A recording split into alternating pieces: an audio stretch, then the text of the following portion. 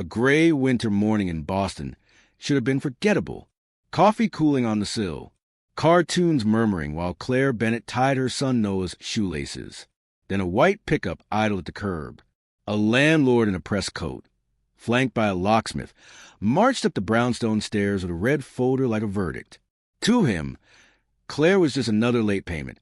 Another single mom he could steamroll before lunch. It's high time his to voice pack your things and leave. His timeline shrank. Your rent is and the threat due. of a lock change became a performance in power.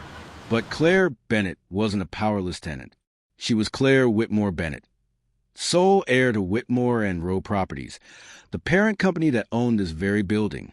And when he pushed from policy into harassment, he would learn the difference between managing a unit and answering to its owner.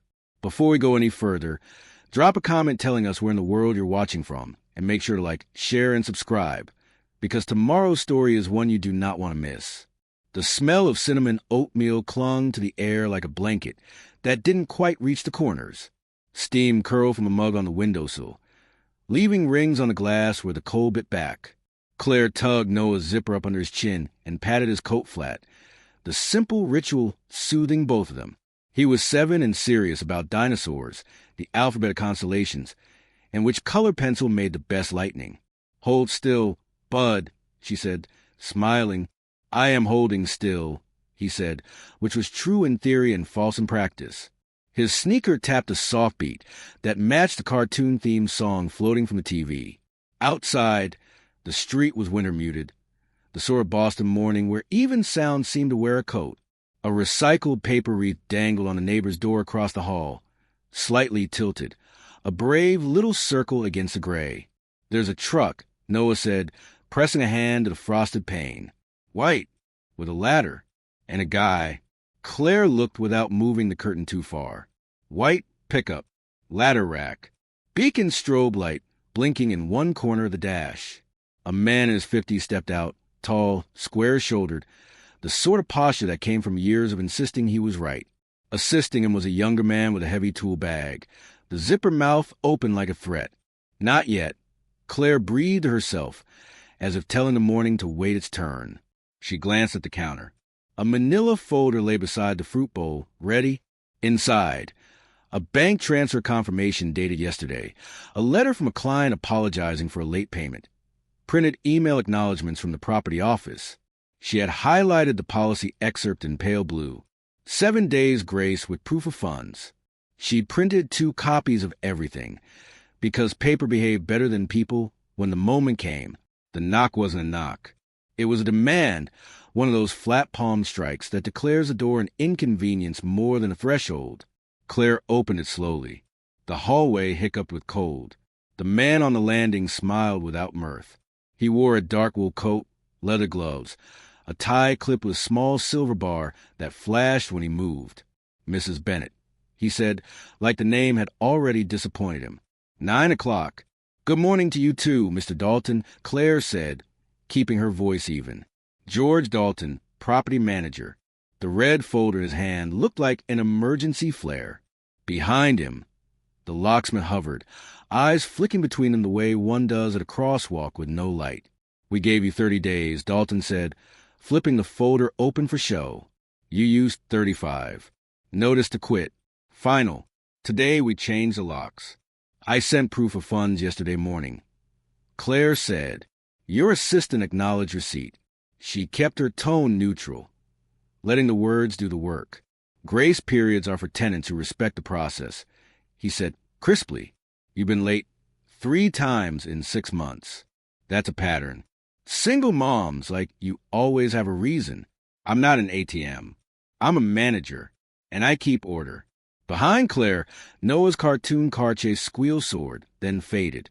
She stepped into the hall and eased the door closed so the latch didn't carry. "You're in breach already," Claire said. "Section 3.4 requires a compliance sign-off if a minor is present. My son is inside.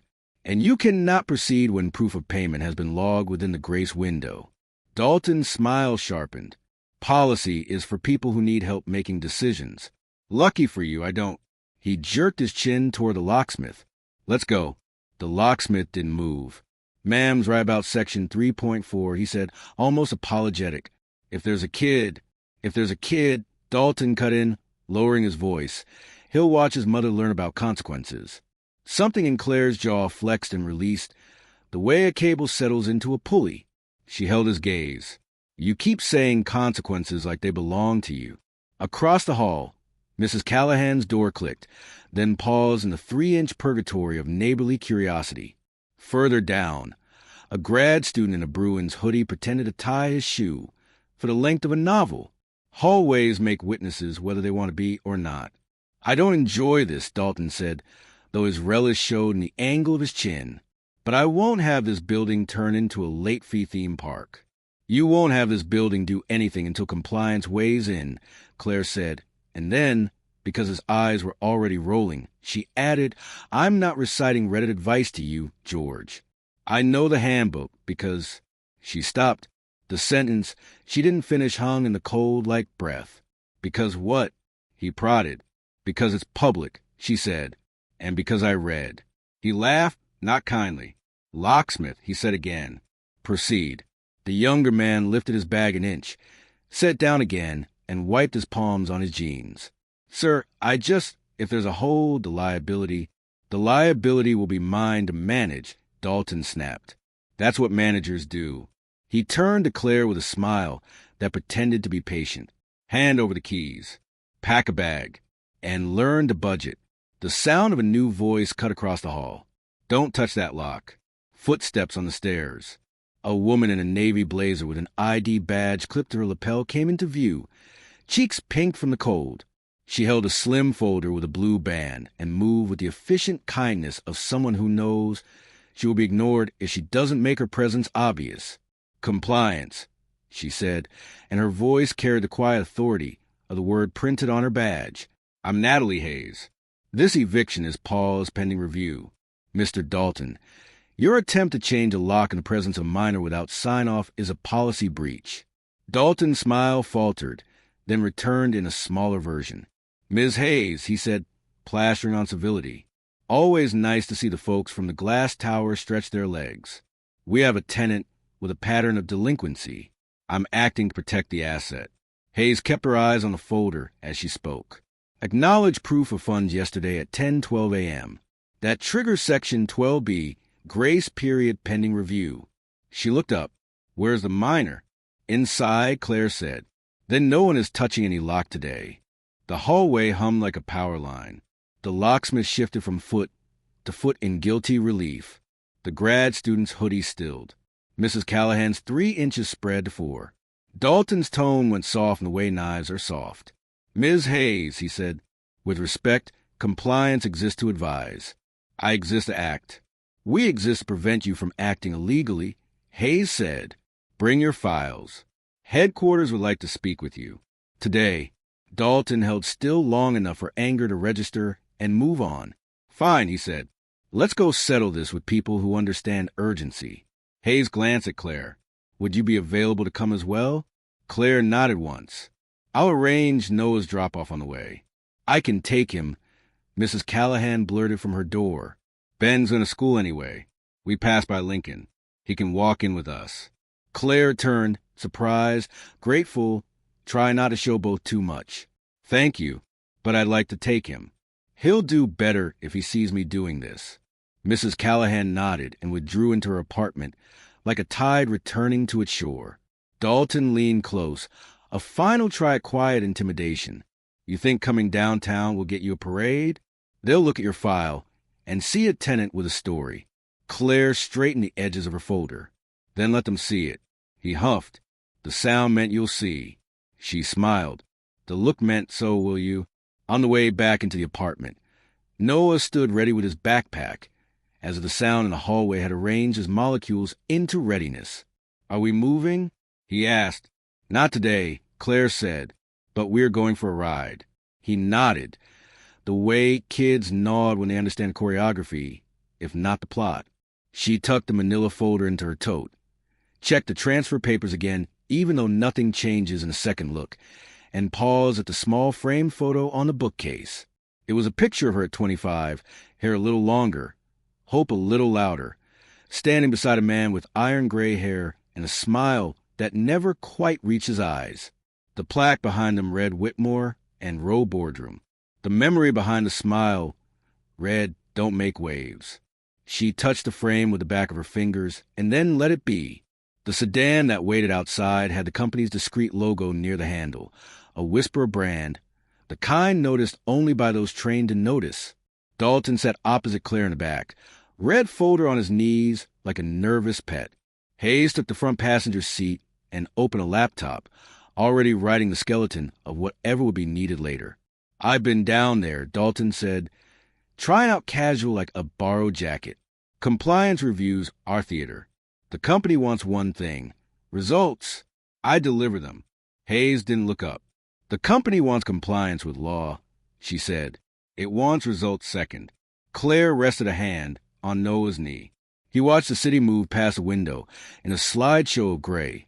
Slush brick sky.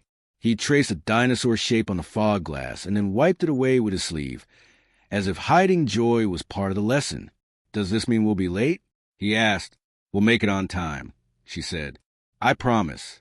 He accepted it. Promises from her were currency that always held. Whitmore and Row headquarters rose in the street like an apology and a boast.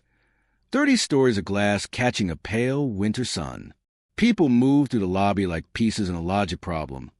Purposeful, insulated, wearing the efficient expressions of those on the safe side of the desk.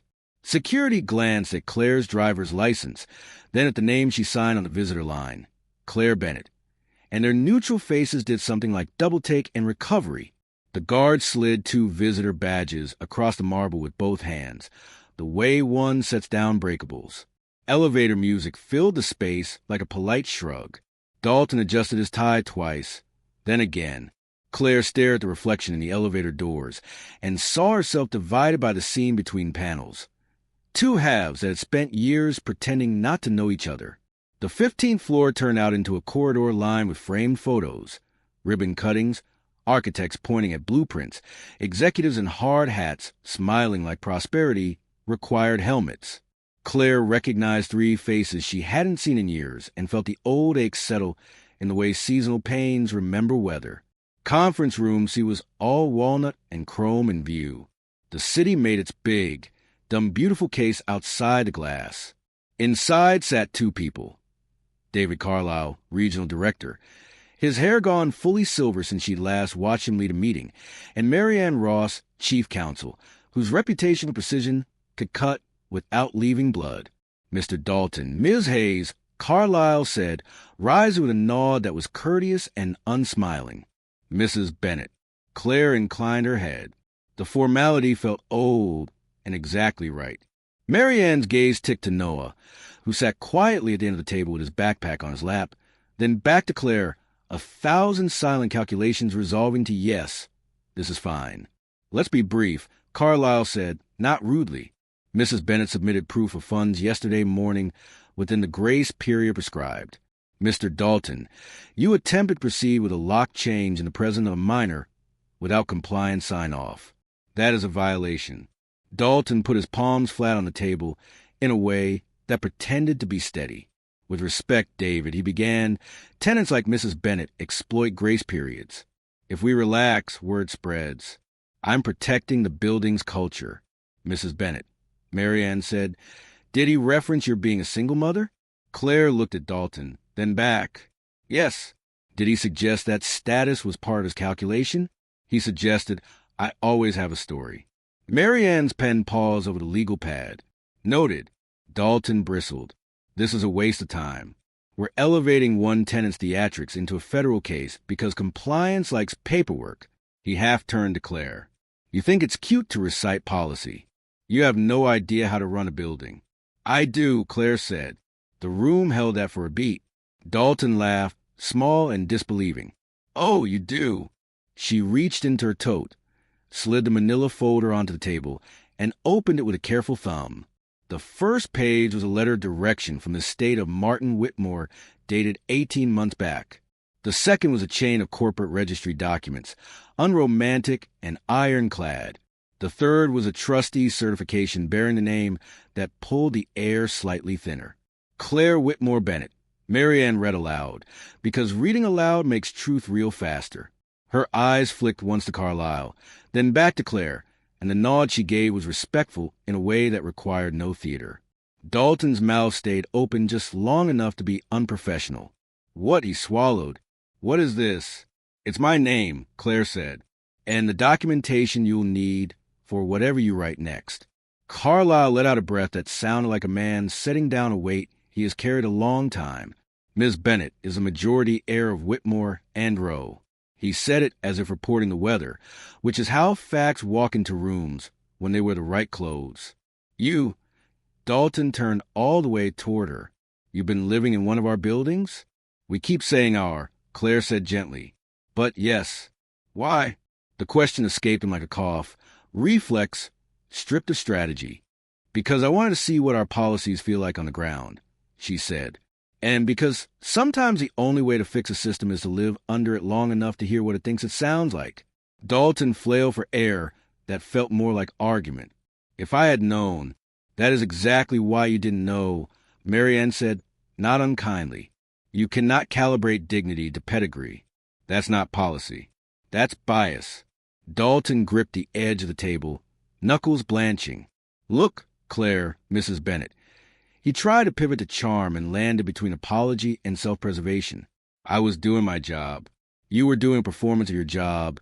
Claire said, and the difference matters. She breathed in and let it out slowly. I'm not here to humiliate you, George. I'm here to stop whatever this is from happening to anyone else in a building with our name on it.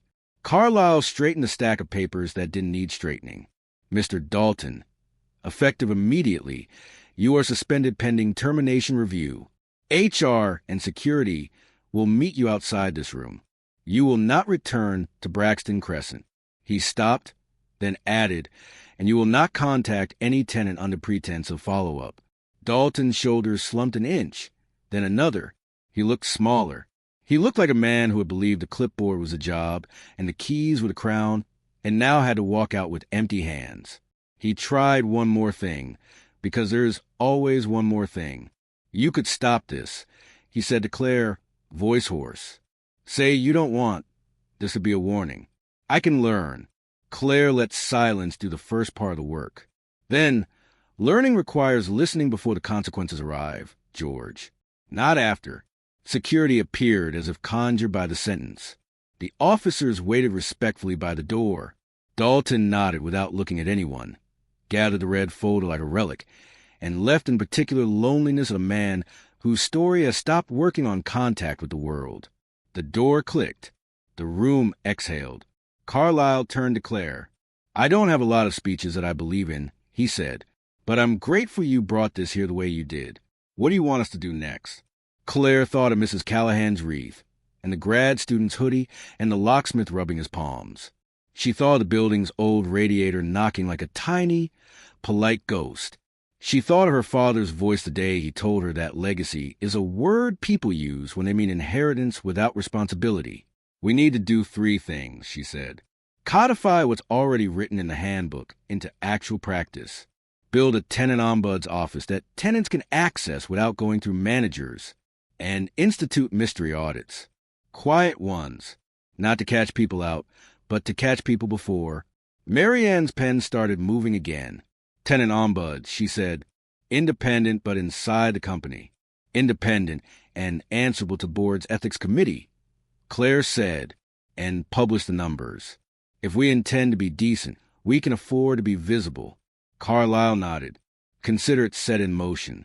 Noah tugged her sleeve. Mom? She turned. Yeah, Bud. Will we be late? She checked the time on her phone and felt a sudden flood of ordinary urgency that saves people from the heaviness of meaning. Not if we move. Carlyle smiled, surprised into something like warmth. Go. We'll follow up this afternoon. Claire stood. Thank you, David. Mary Ann. Miss Bennett, Mary Ann said, and the use of the formal made respect as sturdy as furniture. If you have thoughts about training, I liked them in the first draft. I do, Claire said. And I will. They left the conference room into a hallway that looked exactly the same, but felt like it belonged to people instead of system. In the elevator, Noah leaned against Claire's coat and let the small tire of morning brush his eyes. She kissed the top of his head, because some victories want to be quiet. The sedan slid back into city traffic. At a stoplight, a delivery truck idled beside them, the driver drumming on his steering wheel. The music inside his cabin a private celebration of nothing in particular. The light turned green. The whirl continued. 2 blocks from Lincoln Elementary, Claire's phone buzzed with a new email from Board Secretary. Subject, emergency session, 2 p.m. She didn't open it. She knew what emergency meant at 2 p.m. It meant there would be a second knock today on a different door. And because the morning had made everyone curious, the second knock would bring its own twist. The sedan pulled away from Lincoln Elementary, leaving Noah in the safety of the schoolyard. Claire lingered for a moment in the passenger seat, watching him sling his backpack over one shoulder and run toward the front steps. He didn't look back. He trusted she'd still be there at the end of the day. She exhaled. For all the battles she had to fight, that small trust was the only one she refused to lose. The sedan merged back into downtown traffic. Ms. Hayes, the compliance officer, tapped her laptop at the speed of someone writing notes before they hardened into memory. Claire glanced at her phone. The subject line from earlier still glowed. Emergency session, 2 p.m. Claire had attended enough board meetings as Martin Whitmore's daughter to know the tone. Emergency never meant celebration. It meant someone was sharpening knives.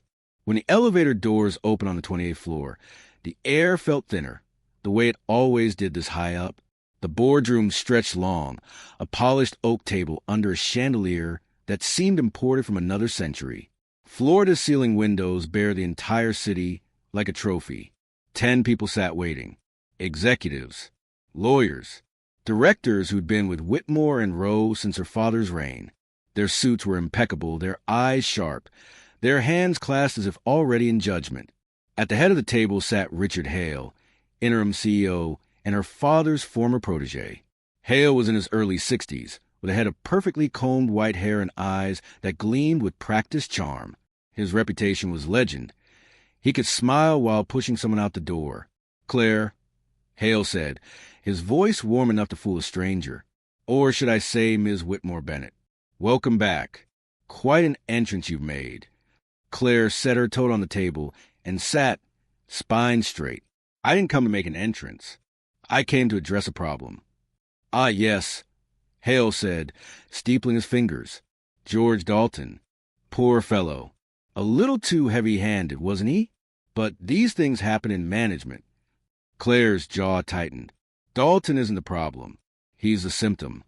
A murmur ran around the table. Mary Ann Ross, the chief counsel, leaned forward. "She's right. The policies are clear, but they're not being enforced consistently. If Dalton felt free to act the way he did, it's because the culture allows it." Hale's smile didn't waver. "Culture takes time to shape. We can't punish every misstep as though it's treason. Otherwise, no one will want to manage our properties." Claire locked eyes with him. If protecting tenants drives managers away, then they were never fit to manage. For a beat, silence stretched. Then Hale chuckled softly, spoken like a woman who's never managed more than her own bills. The words were bait, and Claire knew it. She let them hang, then replied evenly, "I've lived under our policies for a year. Richard, I've seen them not from the boardroom, but from a 2-bedroom apartment with cracked radiators and peeling paint. And I know exactly how easy it is for men like Dalton to turn policy into a weapon."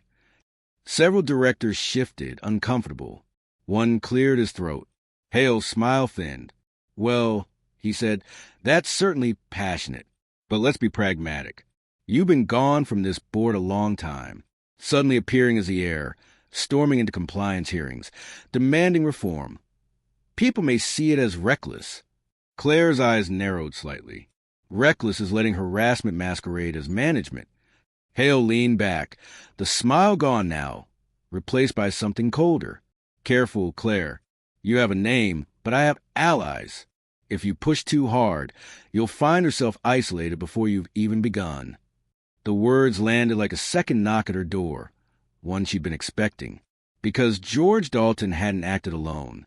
He was arrogant, yes, but arrogance rarely thrived without permission. Someone higher up had looked the other way. Someone had whispered, "Do what you must. Keep order." And Claire was beginning to see whose voice that might have been.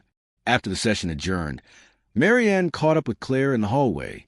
"You made waves," she said quietly. "Hale doesn't like waves unless he's the one making them." "I notice," Claire replied. Marianne hesitated, then lowered her voice. "Be careful. Dalton was careless. But Hale is deliberate. He's been consolidating power since your father passed. If you challenge him, he won't just play defense. He'll play offense." Claire nodded slowly. "Then I'll be ready." But as she rode the elevator down, her stomach tightened. Hale had influence, directors loyal to him, managers afraid of him, and the charm to spin any narrative. If Dalton had been a storm at her door, Hale was the kind of storm that rearranged landscapes. And somewhere between the 15th floor and the ground lobby, Claire realized Dalton had never been the real antagonist. The real antagonist had just welcomed her back.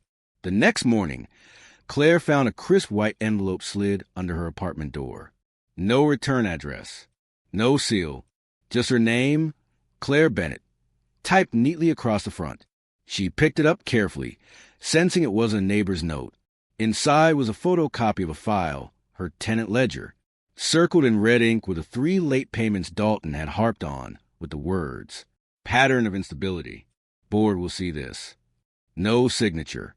Claire folded the page slowly, her face unreadable. She lived long enough under pressure to recognize a message when she saw one. Hale wasn't wasting time. He was already laying the groundwork, undermining her credibility before she could build momentum. By noon, Claire received a call from Mrs. Callahan. "They came by," the older woman said in a whisper, as though the hallway walls had ears. 2 men in suits. Said they were doing a tenant survey. Asked if you ever borrowed money. Asked if you had men coming and going. Claire's grip tightened on the phone. "They asked you that?" Mrs. Callahan's voice trembled. "I told them you're the most decent person in this building." "But Claire, they're trying to smear you." Claire thanked her gently, hung up, and stared at the window. Hale wasn't subtle. He wanted her rattled. He wanted her on the defensive. 2 days later, Claire was summoned to a board session earlier than scheduled. She arrived to find a stack of papers already laid out her seat. Tenant complaints. Or rather, manufactured complaints. Anonymous, vague, carefully worded. "Miss Bennett," Hale began smoothly. "While your passion is commendable, concerns have been raised about your stability as both a tenant and an heir. These records suggest a pattern of late payments, neighbor disputes, and questionable behavior." Claire glanced at the papers. She recognized the fabrications immediately. Dalton's words echoed. Single moms always have a story. Only now, it was Hale speaking them through documents. Marianne Ross leaned forward. "These claims are unverified. Anonymous. They carry no legal weight.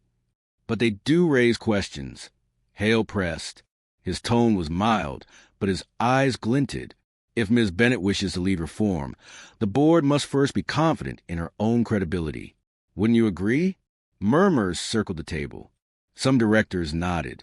Others looked uneasy. Claire inhaled, then exhaled slowly.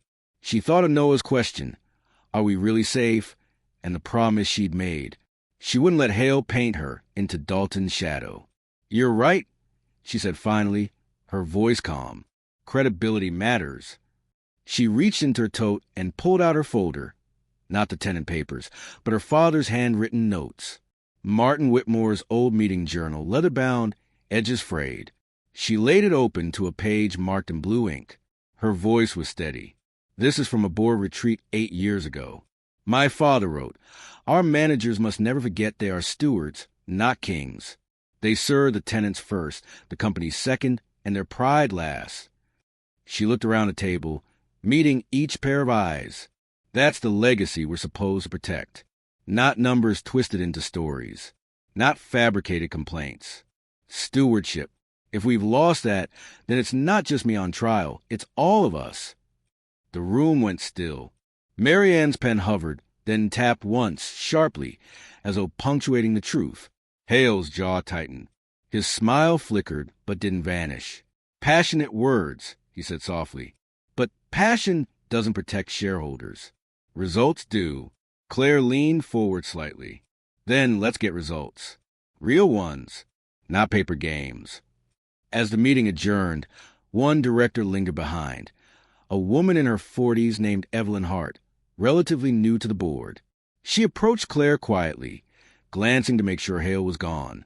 "You're making enemies fast," Evelyn said, her voice low. "I noticed," Claire replied. "But you're also making the right kind of noise," Evelyn continued. "Hale's grip isn't as strong as he wants you to think. Some of us are tired of his way of doing things." Claire studied her, searching for sincerity. "Why tell me this?" "Because I believe you're dangerous to him," Evelyn said. "And sometimes the only way to survive a storm is to back the one who knows how to fly through it." She handed Claire a folded slip of paper. "Hale's planning something for next week. He wants to fast-track your discredit. That's the meeting you can't afford to lose." Claire pocketed the paper, her expression calm. But inside, her pulse quickened. The game had changed. Dalton's downfall was only the opening act. Hale was moving pieces across the whole board. And Claire would need to be 3 steps ahead if she wanted to keep her promise to Noah, if she wanted to win. The days that followed felt like a tightening noose. Word traveled quickly among tenants that Claire had stood up to Dalton, but what they didn't know was that the man above Dalton was already plotting his revenge. She could feel in the way phone calls went unanswered, the way small whispers followed her to the corridors at headquarters. The board convened again a week later, this time in a large assembly room on the 29th floor. Claire walked in expecting another private session, but instead, she was met with rows of staff members, junior managers, and even a few reporters invited under guise of transparency. The setup reeked of Hale's fingerprints. He rose from his chair as she entered, smiling broadly for the audience. "Ladies and gentlemen," he said warmly, "today we address questions of accountability, not just for managers like Dalton, but for all who claim to represent this company, including our heir, Ms. Claire Whitmore Bennett." The words landed heavy. Gasps rippled through the room. Until now, her identity as the heir had been spoken only in closed doors. Hale had chosen this moment to thrust it into the light, framing it not as triumph but as trial. Claire's pulse quickened, but she forced her face to remain composed. She took her seat across from him, the room buzzing with anticipation. Hale gestured to a screen where documents flickered into view. Tenant ledgers, complaint reports, anonymous letters. "Here," he continued, "we see a troubling pattern. Late payments, unverified disputes with neighbors, behavior unbecoming of someone who wishes to sit at this table. Tell me, Ms. Bennett, how can you lead reforms when you fail to live up to our own standards as a tenant?" The question was designed to corner her, to humiliate her before the company she was meant to inherit. Murmurs rose, cameras clicked, and for a moment, Claire felt the weight of every eye pressing down on her. She stood slowly, her hands steady against the table. "You call these records proof," she said, her voice clear enough to cut through the noise. "But what you've shown isn't proof. It's paperwork twisted into a weapon. These anonymous letters? They're the same words Dalton used in the hallway. The same prejudice, just typed instead of spoken." Hale raised a brow. "So you claim you're blameless?" "I claim I'm human," she said firmly. "Yes, there were months when my payments were late. Do you want to know why? Because clients delayed. Because bills piled higher than paychecks. Because that's the reality of tenants in this city. And if you think that disqualifies me from leading, then maybe you should admit this company only cares about tenants who never struggle." The room stilled. Some staff lowered their eyes. A young manager shifted uncomfortably. The truth in her words carried more weight than Hale's showmanship. Claire's eyes swept the room. "My father wrote that managers must be stewards, not kings. Yet Dalton acted like a king. And now Richard Hale would rather smear me than admit the system is broken. But let me remind you all, stewardship doesn't mean perfection. It means responsibility. And that's why I'm here." The silence that followed was deafening. For a flicker of a moment, She saw doubt in Hale's eyes, a crack in the polished armor of his smile. But he wasn't finished. He leaned forward, his tone softer now, more dangerous. Passionate words, Claire, but passion isn't governance. What happens when compassion makes us weak? When the bottom line suffers? Tenants may clap for you, but shareholders won't. Claire's voice dropped, steady as stone. Shareholders may count profits. Tenants count nights without heat, weeks without safety, days without dignity. If the bottom line demands their suffering, then it's not a company. It's a machine. And machines break. The tension in the room shifted. She could feel it. For the first time, Hale wasn't fully in control of the narrative. But just as her confidence rose, Evelyn Hart, the quiet board member who had approached her earlier, passed a folded note across the table. Claire opened it beneath the desk. 5 words stared back at her in neat handwriting. He has something on you. Her breath caught. Hale was watching her closely now, like a predator circling prey. His next move was coming, and she knew it would strike deeper than ledgers or fabricated complaints. And when he played that card, the game would no longer be about policies. It would be about survival. Claire's fingers tightened around the note until the paper crumpled. She forced her expression into stillness, but inside, her pulse pounded against her ribs. Evelyn's warning echoed in her mind. He has something on you. Hale cleared his throat, signaling for attention. The screen behind him flickered again, and a new file appeared. Unlike the fabricated tenant complaints, this one was different. It was real. Claire recognized it instantly. An old headline from the Boston Herald. Whitmore heiress resigns from board internship after internal dispute. Beneath it was a photo of her, 10 years younger, standing outside these very headquarters, hair windswept, eyes flashing with the defiance of youth. Whispers surged through the room. Hale allowed the murmur to grow before he spoke. His voice was measured, calm, the tone of a man who believed he was tightening the last knot in the rope. 10 years ago, Claire Whitmore Bennett walked away from this board. She cited ethical disagreements with her father and his advisors. What she didn't say publicly was that she refused to support a housing development project slated for Roxbury, one that would have brought in millions of dollars to this company. He paused, letting the weight of the accusation sink in. She opposed it. She undermined it, and the project collapsed. The result? Investors lost confidence. We lost contracts. Hundreds of jobs were delayed. And now, he gestured broadly toward Claire, this same woman wants to lecture us about stewardship. The murmurs grew louder, some staff shaking their heads, others looking uncertain. Hale leaned back, hands folded neatly, as if he had just dropped a gavel. Claire felt the eyes on her, accusing, questioning, doubting. For a moment, she was back in that memory. The night she told her father she couldn't support the project, the shouting that followed, the board members whispering about her immaturity, her stubbornness.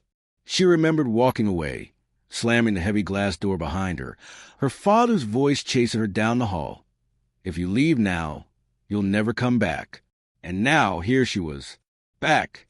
She rose slowly from her seat, her chair scraping against the polished floor. The room quieted. Every face turned toward her. It's true, she said, her voice steady though her chest burned. I resigned 10 years ago. And yes, it was over that project. Because the land in Roxbury wasn't empty. Families lived there. Working people who would have been forced out so luxury condos could rise in their place.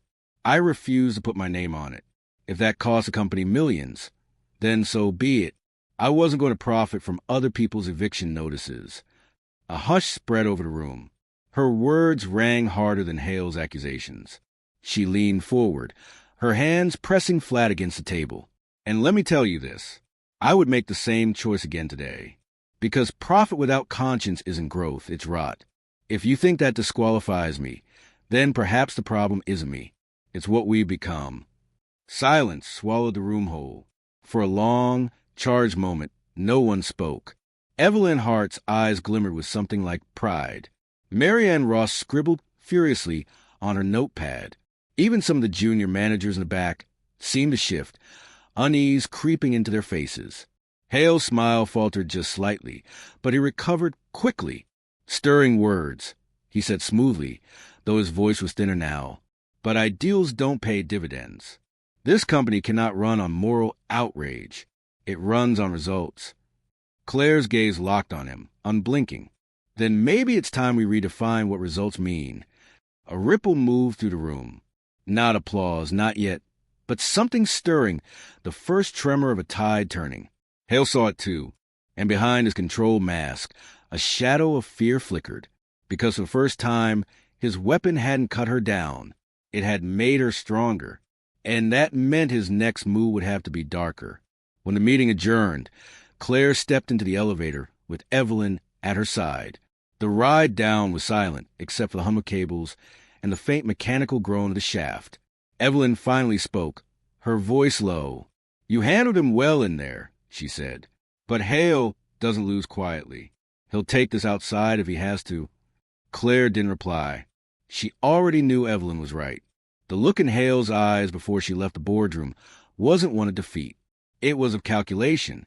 He wasn't done. When the elevator doors opened into the marble lobby, the trap was already waiting.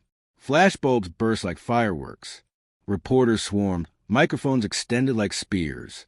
Security stood aside, not stopping them, just containing the chaos in a neat little corral. This wasn't random. This was staged. "Claire Bennett, is it true you abandoned a board project that cost millions? Are you fit to lead a billion-dollar property empire if you can't pay rent on time? What about your neighbors claiming you're disruptive? Any comment?"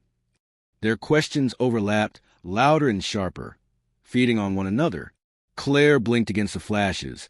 Noah's face rushed into her mind, though he wasn't here. She steadied herself, forcing her breath to slow. Behind the mob, standing with hands clasped behind his back like a conductor overseeing his orchestra, was Richard Hale. His smile was faint but unmistakable. This was his game. The boardroom hadn't broken her, so now he wanted her undone in the court of public opinion. Claire raised a hand. The question softened, microphones leaning closer. She spoke evenly, her voice carrying through the lobby. "You want to know the truth? Yes, I walked away from a project 10 years ago because it would have displaced families for profit. Yes, I've been late on rent because life doesn't always bend to due dates. And yes, I'm the heir to Whitmore and Rowe. That doesn't make me perfect. It makes me responsible." The reporters quieted. Some lowered their microphones, not expecting such calm honesty. Claire's gaze shifted deliberately to Hale. "But let's talk about what matters. Ask Richard Hale why he's so desperate to discredit me. Ask him why managers like Dalton felt emboldened to harass tenants under his watch. Ask him what he's hiding." A murmur ran to the crowd, the shift subtle but real. Cameras swung from her to Hale. The smile on his face didn't falter, but his eyes narrowed, a flicker of irritation breaking through the calm veneer. One reporter, braver than the rest, turned toward him. "Mr. Hale, would you care to respond?" Hale stepped forward smoothly, voice silk. "Ms. Bennett speaks with passion, but passion doesn't pay dividends. Our shareholders expect stability. Can she deliver that? Or will she drag this company into chaos with her crusades?" He gestured toward the reporters, inviting them to join him. "That's the real question. Stability or chaos? Profit or sentiment?" It was clever. He wasn't denying her words. He was reframing them, turning her strength into a liability. Claire opened her mouth to respond, but Evelyn touched her arm gently. "Not here," she whispered. "Don't play a stage. Play your own." Claire exhaled through her nose, letting Hale have his moment. She would not give him the spectacle he wanted. Instead, she walked calmly through the crowd, ignoring the shouted questions, her silence louder than any rebuttal. But inside, her chest burned. Hale had drawn first blood in the public arena, and she knew it wouldn't stop there. That night, she found an envelope slipped under her apartment door again. No note this time, just a single glossy photograph. It was her, taken the previous week, standing outside Braxton Crescent with Noah, his small hand in hers. The photo was zoomed, grainy, taken from across the street. A shadow trailed them, unseen until now. On the back of the photo, a message was scrawled in bold black marker. You can't protect him. Claire's blood ran cold. Hale wasn't just threatening her position anymore. He was threatening her son. For the first time, she felt real fear. But fear could be fuel. She slipped the photo back into the envelope and locked it in her desk drawer. Then she sat at the table, pulled out a notebook, and began to write, not just a plan, but a map, names of allies, weaknesses in Hale's empire, paths to evidence. Because if Hale wanted war, she would give him one. And when it was over, he would wish Dalton had been his only problem. Claire hardly slept that night. The image of Noah's small hand in hers, captured through a stranger's lens, haunted her every time she closed her eyes. It wasn't just about the company anymore. Hale had stepped past business. He had made it personal. At dawn, she poured herself black coffee and stared at the notebook she'd started the night before. On one side of the page were the people she could not trust. Hale, his circle of loyal directors, anyone who owed their career to his rise. On the other side, she listed the few she might lean on. Evelyn Hart, whose warning had saved her in the boardroom. Marion Ross, who respected rules more than politics. And the tenants, whose stories could expose what spreadsheets buried. She knew Hale's tactics. If he wanted to destroy her, he would do it by eroding confidence bit by bit until she looked unstable, unreliable, unfit. But the more he pressed, the more he revealed the cracks in his own armor. Somewhere behind the charm, there had to be a secret ugly enough to bring him down. By mid-morning, Evelyn Hart called.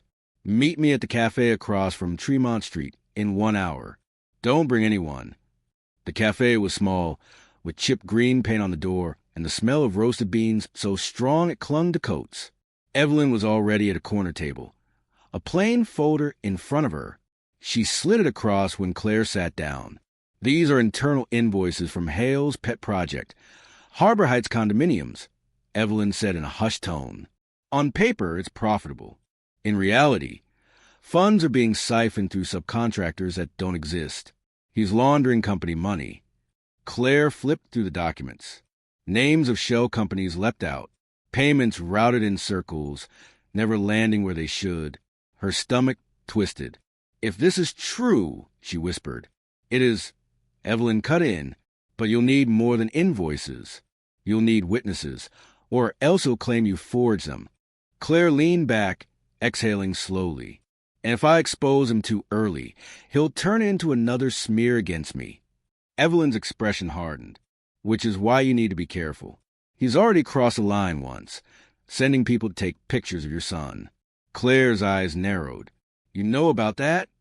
Evelyn nodded grimly. Hale's not as subtle as he thinks. He wants you scared, wants you to fold. But if you stay the course, we can take him down. Claire left the cafe with the folder tucked deep in her coat. The air outside felt sharper, the city louder, the faces in the crowd more watchful than before. That afternoon, she returned to Braxton Crescent. Tenants were clustered in the hall, buzzing with stories of sudden inspections, surprise notices, little acts of intimidation that carried Hale's signature. Mrs. Callahan shook her head, muttering, "They want us scared. They think fear will keep us quiet." Claire stepped into the circle. "Fear only works if we let it," she said. "But if we stand together, they can't silence all of us." For the first time, she saw hope stir in the tenant's eyes. It wasn't much, but it was enough.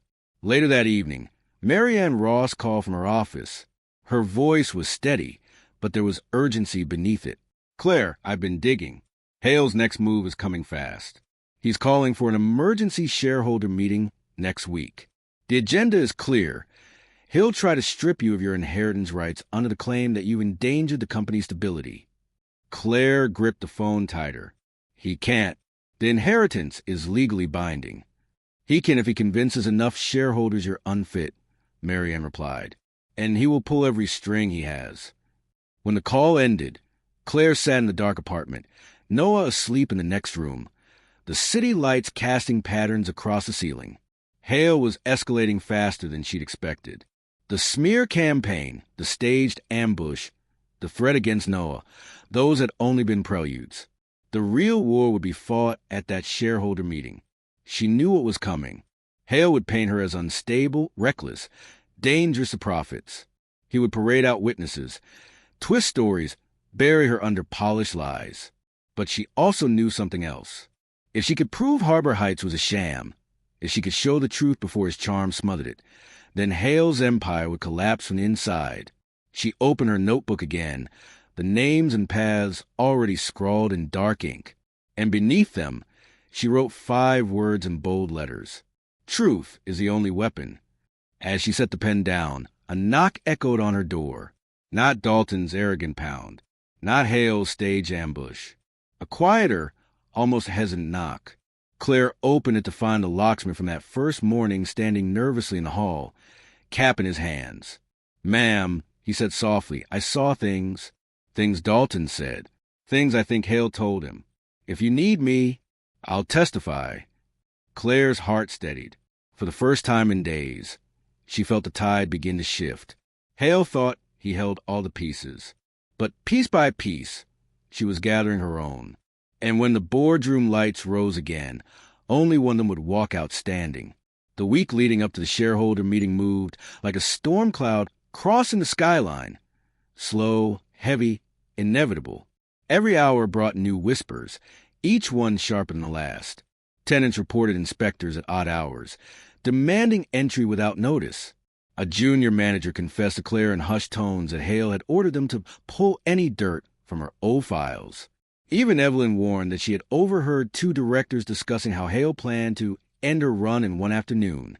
Claire kept moving, her notebook filling with names, dates, and fragment of evidence. The invoices Evelyn had given her were the center, but around them she began to draw lines. Shell companies tied to Harbor Heights, payments that disappeared into nothing, signatures forged in haste.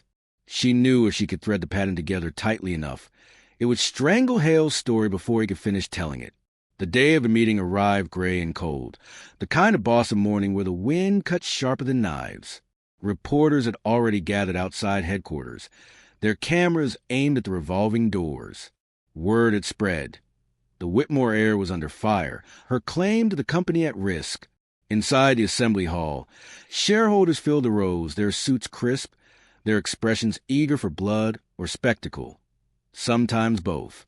Hale stood at the podium, a portrait of calm authority, his white hair gleaming under the lights.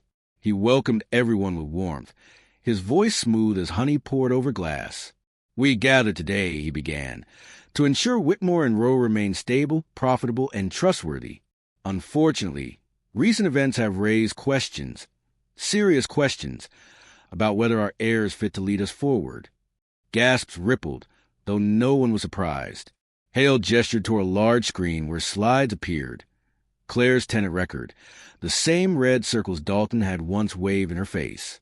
Anonymous testimonies scrolled across the display, claiming she'd been disruptive, uncooperative, unfit. "This is not slander," Hale said gently. "This is fact, and fact demand action. I will propose that Miss Bennett's inheritance rights be suspended until she proves herself capable of upholding the dignity of this company." He paused, letting the words hang. For the good of Whitmore and Rowe, stability must prevail. Applause broke out from his allies. Cameras clicked. It was theater, perfectly staged.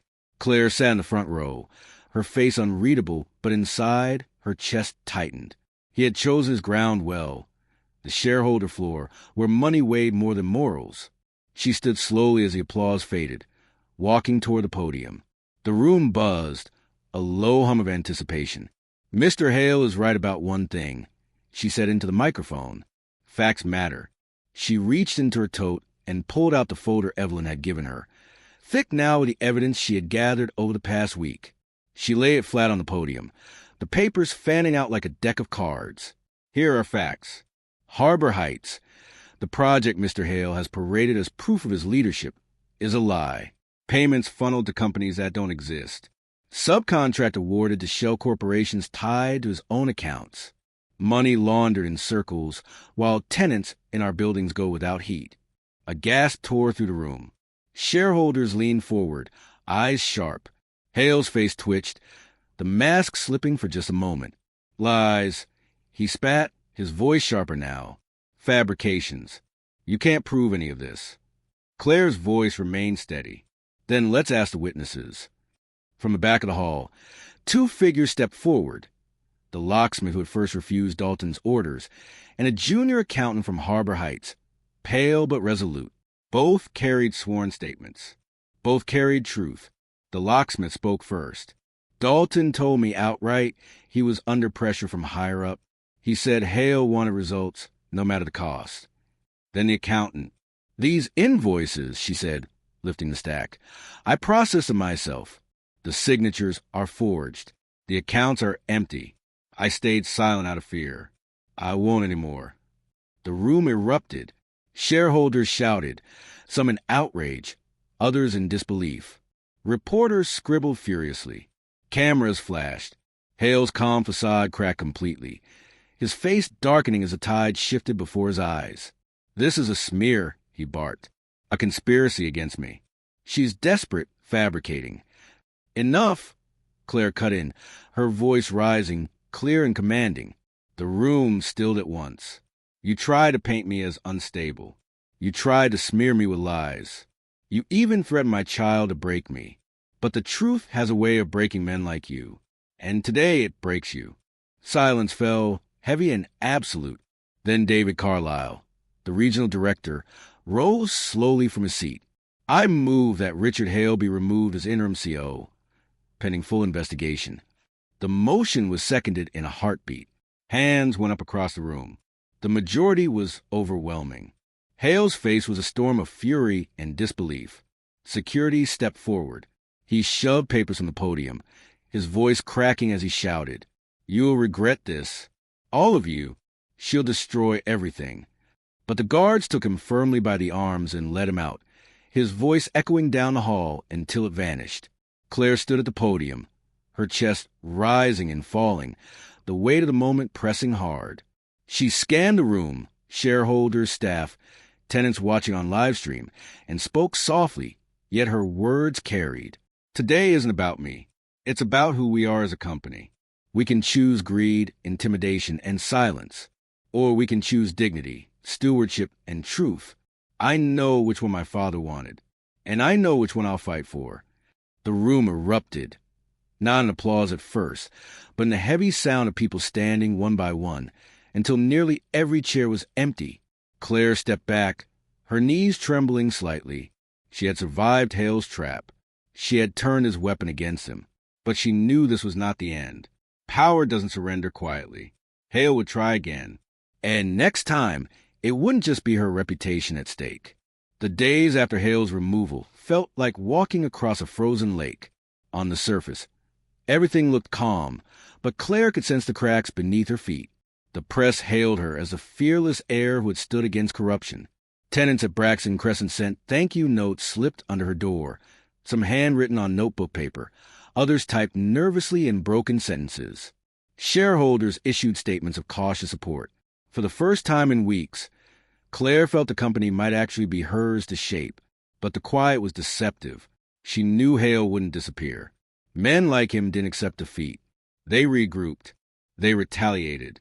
One evening, Evelyn Hart arrived at her apartment unannounced, her face drawn tight. She held a slim USB drive in her palm. "It's worse than we thought," she whispered. Claire closed the door quickly and guided her to the kitchen table. Evelyn plugged the drive into Claire's laptop. File after file opened. Transcript of Hale's communications, contracts funneled through offshore accounts, even emails where he spoke of keeping the heir in check by any means necessary. But the final file was different, a surveillance log. Claire froze as she scrolled through it. Dates, times, photographs, not just of her, of Noah, at school, at the park, walking down Tremont Street with his backpack bouncing against his shoulders. Her chest tightened as she read the last entry. Subject vulnerable through son. Apply pressure if necessary. Claire snapped the laptop shut, her breath shallow. He was planning more than smear campaigns. He was planning leverage. Evelyn's voice was hushed. "We need to go public with this. If we expose everything." "No," Claire cut in, her voice sharp. "Not yet. If we go public without every thread tied down, he'll spin it as fabrication again. We need undeniable proof. But waiting gives him time, Evelyn pressed. Claire's hands trembled slightly, but her voice was steady. Then we moved faster. That night, Claire called Mary Ann Ross. The lawyer's tone was clipped but resolute. If what Evelyn gave you is real, then Hale isn't just corrupt. He's criminal, wire fraud, racketeering, even intimidation. But we'll need corroboration before law enforcement will act. Claire exhaled. Then I'll get it. The next morning, she walked into Braxton Crescent not as a tenant, but as an heir preparing to fight a war. Tenants gathered around her in the lobby, their voices hushed but urgent. Mrs. Callahan pulled her aside. Men in suits came by again, asking about you, asking about your boy. Claire's jaw clenched. You told them nothing? Not a word, Mrs. Callahan said. Then she gripped Claire's hand, her own trembling. But, Claire, they looked dangerous. Claire nodded once, masking her fear. Thank you. That's all I need. Later that afternoon, she found a locksmith waiting near the stoop. He shifted nervously, his cap pulled low. I've been thinking, he said, about what I saw, about what Dalton said Hale told him. If you need me in court, I'll swear to it, whatever it takes. Claire put a hand on his arm. I'll hold you to that. Thank you. Piece by piece, the puzzle was forming. Evelyn's files, the accountant's testimony, the locksmith's witness. If she tied them together, Hale wouldn't just be disgraced. He would be finished. But Hale struck first. That evening, a breaking news segment flashed across every Boston channel. A grainy video clip appeared. Claire in the lobby of headquarters, her voice raised, her finger pointed at Hale. The caption read, Whitmore heir threatens O. The edited clip cut out her actual words, splicing together fragments until it looked like she was shouting threats, not defending herself. The anchor's voice dripped with caution. Concerns are mounting that Miss Bennett may lack the temperament to lead Whitmore and Roe. Claire watched in silence, her stomach twisting. She knew exactly who had leaked it. The phone rang. Evelyn's voice was tight. He's moving faster than we thought. If he convinces the public you're unstable, the board might reinstate him before the investigation closes. Claire's eyes hardened. Then it's time to stop playing defense. She opened the desk drawer and pulled out the envelope with the photograph of Noah, the threat that Hale had made, the one piece of evidence that tied his corruption to something more sinister. For weeks, she had hidden it away, too afraid of what it meant. But now she knew this wasn't just about her reputation or even the company. This was about survival. Hers. Noah's. She placed the envelope beside Evelyn's files in a notebook where she had written every thread of Hale's schemes. The map was complete. And when she walked into the next meeting, it wouldn't be to defend herself. It would be to destroy him. The emergency board session was set for Friday at noon. By dawn, the lobby of Whitmore and Rowe buzzed with reporters, their cameras already aimed at the glass doors. Rumors had spread faster than truth. Claire had threatened Hale. Claire was unstable. Claire's inheritance was on the line. Hale's allies had made sure every whisper sounded like fact. Claire arrived to the side entrance, Evelyn and Marian at her side. She carried no briefcase, only her worn leather notebook and the envelope with a photograph inside. She didn't want armor. She wanted truth. When the boardroom doors opened, the atmosphere was electric. Every director was present. Shareholders dialed in on video screens, and a scattering of press had been allowed to observe for transparency. Hale was already there, seated at the far end of the long oak table, his suit immaculate, his smile polished back into place. "Ah, Miss Bennett," he said smoothly as she entered. "We were just discussing your outburst last week. Such passion, such energy. But leadership, as you know, requires control." Claire took her seat, folding her hands on the table. Her voice was calm, steady. Control isn't hiding corruption behind charm. Control is facing truth without fear. Hale chuckled softly, shaking his head as though amused by a child. Very poetic. But the board deals in results. And the result of your so-called reforms has been chaos. Inspectors overwhelmed. Tenants emboldened to make frivolous complaints. Investor skittish. If this continues, you'll sink the company before you ever learn to steer it.